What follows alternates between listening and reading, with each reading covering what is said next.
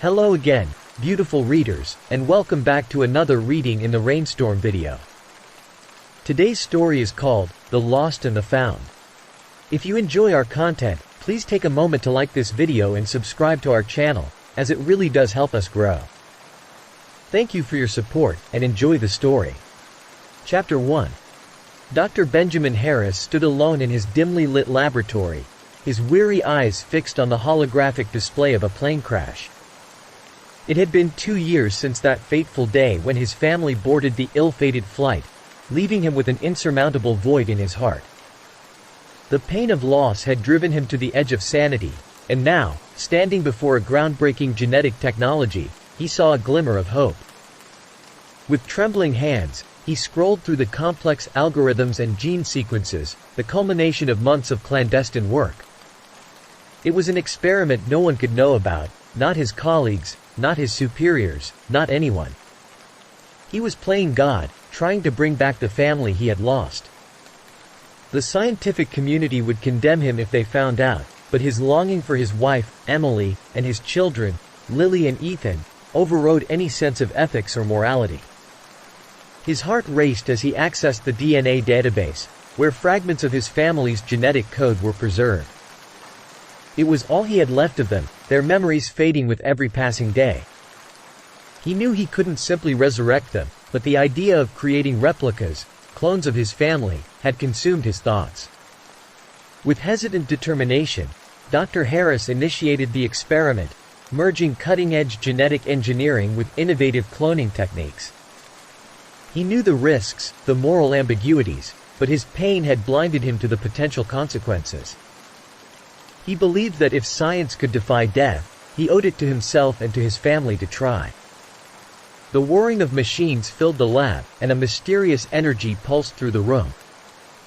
Dr. Harris watched anxiously as the cloning process unfolded before his eyes. A feeling of elation mixed with trepidation swept over him, for he was about to see his family once more, albeit in a different form. Hours passed, each moment pregnant with anticipation.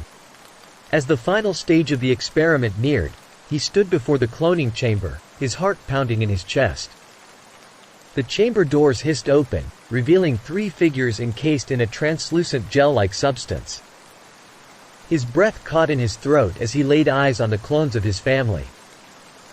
Emily, Lily, and Ethan stared back at him with eyes that mirrored those of his lost loved ones. They looked so real, so human, and yet so different, like a reflection in a warped mirror.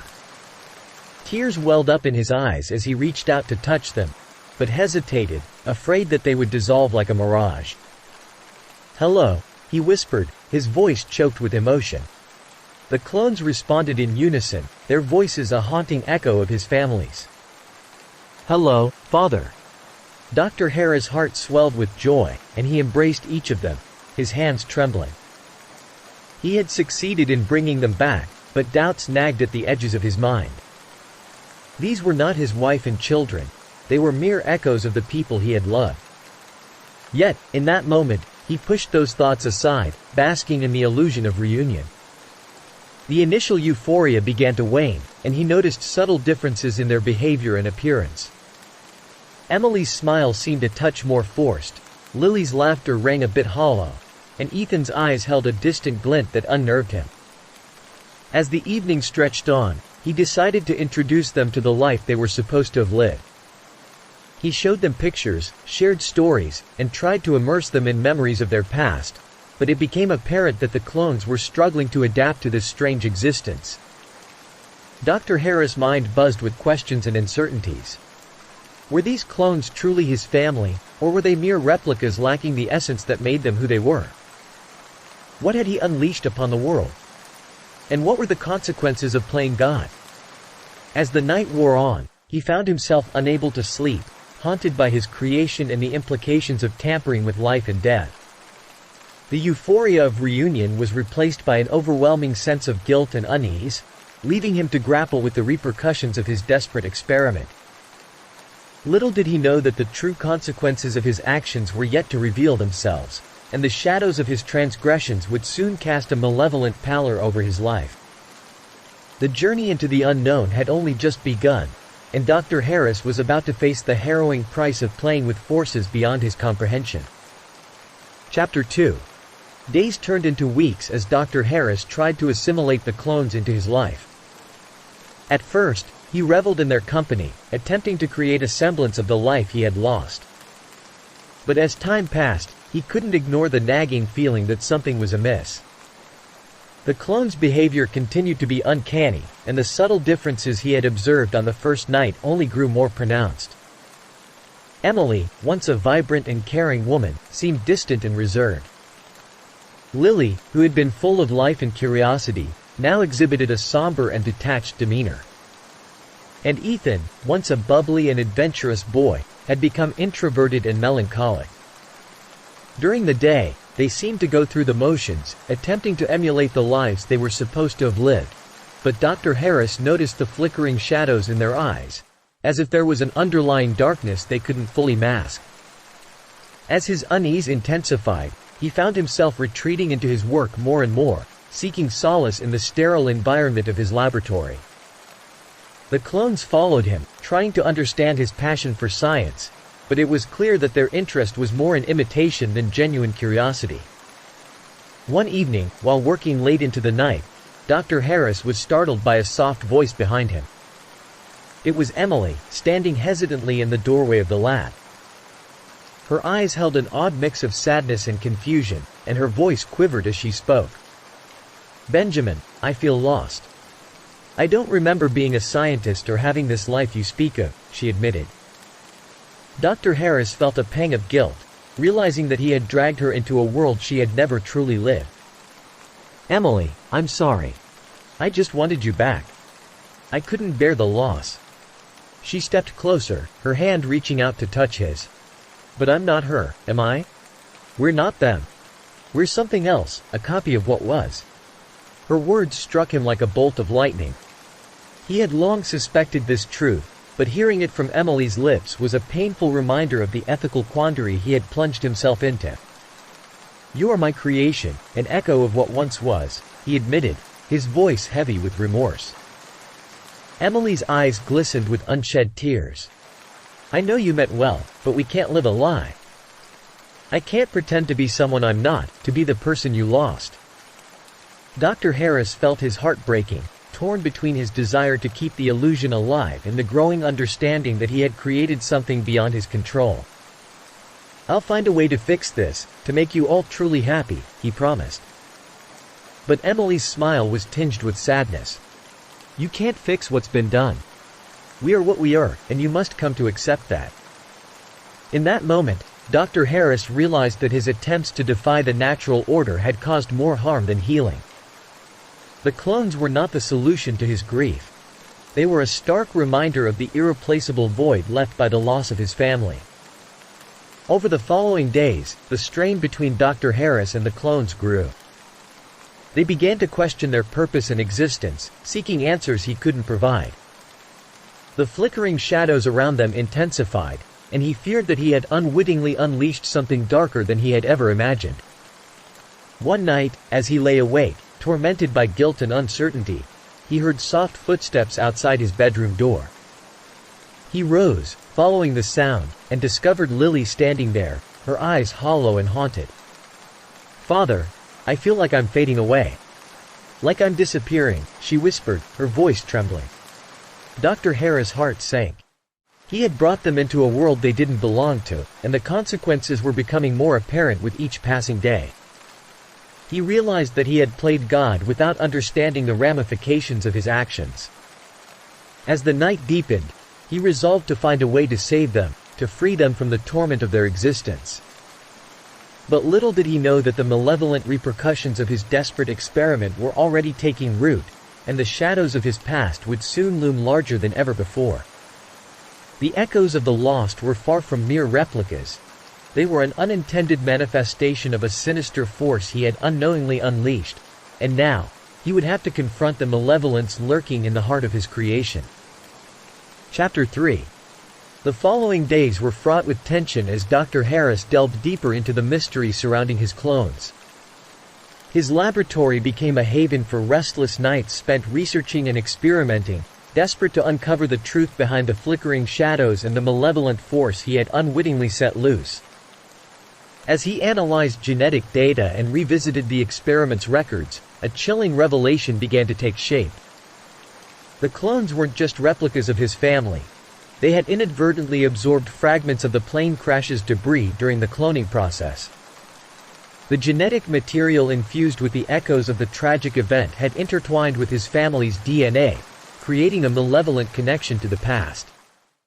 The truth sent shivers down his spine, for he had unknowingly trapped his beloved family's souls in a state of perpetual unrest, bound to relive the agony of their demise. The clones weren't just a product of science. They were haunted by a malevolent force that manipulated their actions and emotions. Desperation consumed him as he tried to find a way to sever the connection between the clones and the shadows of the past. But the malevolent force resisted, manifesting in eerie occurrences throughout his home and laboratory. Lights flickered in the presence of the clones, and a chilling wind seemed to follow them wherever they went. One night, as he pored over ancient texts and incantations, he felt an unsettling presence behind him. Turning, he saw the clones standing there, their eyes reflecting a sinister light. "Father, you're trying to erase us, aren't you?" Emily's voice was laced with sadness. "No, I'm trying to free you from this darkness," he replied, his heart heavy with guilt. Ethan stepped forward, his voice tinged with desperation. "We're part of this now, whether we like it or not. You can't undo what's been done." Dr. Harris looked into their eyes, seeing both his lost family and the malevolent force that had ensnared them. He knew he couldn't bear to lose them again, but he couldn't let this malevolent echo torment them any longer. Determined to find a solution, he reached out to a former colleague, Dr. Victoria Wells, a renowned expert in parapsychology and the paranormal. Dr. Wells had her reservations about the clones but agreed to help Dr. Harris understand the malevolent force lurking in the shadows. Together, they conducted experiments, trying to communicate with the malevolent presence and learn its intentions. As they delved into the malevolent force's origins, they uncovered a tale of a long-lost soul trapped between worlds, a malevolent entity that had been inadvertently drawn into the clones during the experiment. Dr. Harris' heart sank as he realized that he had unknowingly resurrected a malevolent being, and it now fed off the clones' connection to the past, growing stronger with each passing day. Determined to save the clones, he and Dr. Wells devised a plan to sever the malevolent connection. They performed an intricate ritual, weaving together science and spirituality, hoping to free the clones from the malevolent entity's grasp. As they chanted incantations and performed complex maneuvers, a storm brewed outside, its ferocity mirroring the tumultuous struggle inside the laboratory. The flickering shadows around the clones intensified, and a sense of impending doom loomed in the air. But just as the malevolent entity seemed to engulf them, a bright light emanated from within the clones. Emily, Lily, and Ethan clung to each other, their souls intertwining in a show of unity and strength. Their love for each other and their father had become a shield against the malevolence. The malevolent force howled in fury as it began to weaken, its grasp loosening with each passing moment. Dr. Harris and Dr. Wells continued the ritual, pouring their hearts and souls into the endeavor, pushing the malevolent entity back to the dark realm it had emerged from. In a final burst of light, the malevolent force vanished, leaving behind a newfound sense of peace. The clones collapsed, their bodies weakened from the struggle, but their souls now free from the malevolent entity's grip. As Dr. Harris embraced his family, tears of relief and joy streamed down his face. They were his family, but they were no longer shadows of the past or vessels for malevolence. They were souls untethered, ready to embrace the life they had been given. In the days that followed, the clones began to embrace their individuality, no longer burdened by the malevolent echoes. They learned to live in the present, cherishing the memories of their existence as clones but also forging their own identities. For Dr. Harris, the experience was a humbling reminder of the power of science and the dangers of tampering with the unknown. He vowed to tread more cautiously in his pursuit of knowledge, respecting the boundaries between life and death. The clones decided to venture out into the world, eager to experience life to the fullest. Dr. Harris watched them go, his heart both heavy and elated, knowing that they had been given a second chance at life, but also realizing that he could never truly undo what he had done. In the wake of the malevolent force's departure, he was left to grapple with the repercussions of playing God. He had confronted the malevolence lurking in the shadows, but he knew that the echoes of his desperate experiment would forever reverberate in the annals of science and morality. Chapter 4. In the wake of their harrowing encounter with the malevolent force, Dr. Harris and the clones struggled to find a sense of normalcy. The laboratory, once a place of scientific discovery, had become a haunted reminder of the malevolent entity's presence. Dr. Wells had returned to her own research, but her support remained steadfast, and she continued to offer guidance to Dr. Harris and the clones. The clones, now free from the malevolence that once tormented them, were eager to explore the world they had been thrust into. Emily, Lily, and Ethan embraced their individuality, relishing in the simple joys of life they had missed. But they also grappled with a lingering sense of not truly belonging. Dr. Harris, burdened with guilt and the weight of responsibility, immersed himself in his work, determined to find a way to set things right. He spent long hours researching the malevolent entity's origins, hoping to find a way to prevent similar tragedies in the future. One day, as he delved into ancient texts and paranormal records, he stumbled upon an obscure legend, the tale of a scientist who, like himself, had attempted to resurrect loved ones through cloning. The tale ended in tragedy, with the clones becoming vessels for malevolent spirits, a haunting parallel to his own experiment. The legend spoke of a place, a forgotten realm between life and death, where echoes of souls lingered, seeking a path to redemption or tormenting the living with their malevolence. Dr. Harris believed that this realm was the source of the malevolent force he had unleashed. Determined to put things right, he confided in Dr. Wells about his discovery. Together, they devised a plan to journey to the Forgotten Realm, a perilous expedition into the unknown that could either save the clones or condemn them forever. The journey to the Forgotten Realm was treacherous, requiring them to navigate through uncharted territory. Dr. Harris, Dr. Wells, and the clones braved through unrelenting storms and traversed desolate landscapes, guided only by the tales from the ancient legend. When they finally arrived at the threshold of the Forgotten Realm, they were greeted by an otherworldly silence. Dr. Harris' heart pounded in his chest, realizing that the fate of his clones rested on what lay beyond the ethereal veil. With trembling hands, Dr. Harris performed the ritual he had learned from his research, a complex series of incantations and gestures designed to open the path to the Forgotten Realm. The clones stood beside him, their resolve unwavering, willing to face whatever lay ahead. As the last syllable of the incantation left his lips, the air around them shimmered and warped, and a spectral gateway appeared before them. A cold, bone-chilling wind whispered through the gateway, and an eerie glow illuminated the path ahead.